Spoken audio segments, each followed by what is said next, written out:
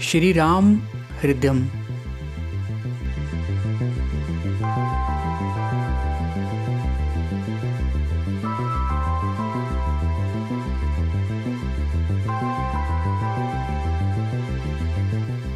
श्री महादेव कहते हैं, तब श्री राम ने अपने पास खड़े हुए श्री हनुमान से स्वयं कहा, मैं तुम्हें आत्मा, अनात्मा और परमात्मा का तत्व बताता हूँ, तुम ध्यान से सुनो। विस्तृत आकाश के 3 भेद दिखाई देते हैं। एक महाकाश, दूसरा जलाशय में जलावच्छिन्न आकाश और तीसरा प्रतिबिंबाकाश। उसी प्रकार चेतन भी 3 प्रकार का होता है। एक बुद्ध्यवच्छिन्न चेतन, दूसरा जो सर्वत्र परिपूर्ण है और तीसरा आभास चेतन जो बुद्धि में प्रतिबिंबित होता है। कर्तृत्व आभास चेतन के सहित बुद्धि में होता है, अर्थात आभास चेतन की प्रेरणा से ही बुद्धि सब कार्य करती है।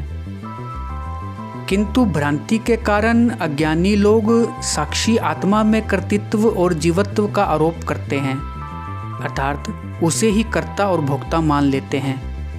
आभास तो मिथ्या है और बुद्धि अविद्या का कार्य है। वह ब्रह्म विच्छेद रहित है और विकल्प से ही उसके विभाजन माने जाते हैं। इस प्रकार विच्छिन्न आत्मा और पूर्ण चेतन परमात्मा के एकत्व का प्रतिपादन किया गया।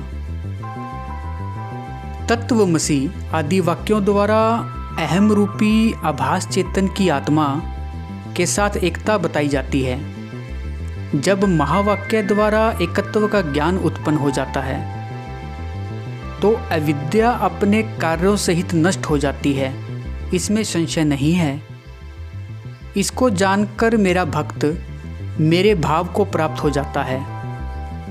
मेरी भक्ति से विमुख जो लोग शास्त्र रूपी गड्ढे में मोहित हुए पड़े रहते हैं, उन्हें 100 जन्मों में भी न ज्ञान प्राप्त होता है और न मुक्ति ही। हे निष्पाप हनुमान, यह रहस्य मेरी आत्मा का भी हृदय है और यह साक्षात मेरे द्वारा ही तुम्हें सुनाया गया है। यदि तुम्हें इंद्र के राज्य से भी अधिक संपत्ति मिले तो भी मेरी भक्ति से रहित किसी दुष्ट को इसे मत सुनाना।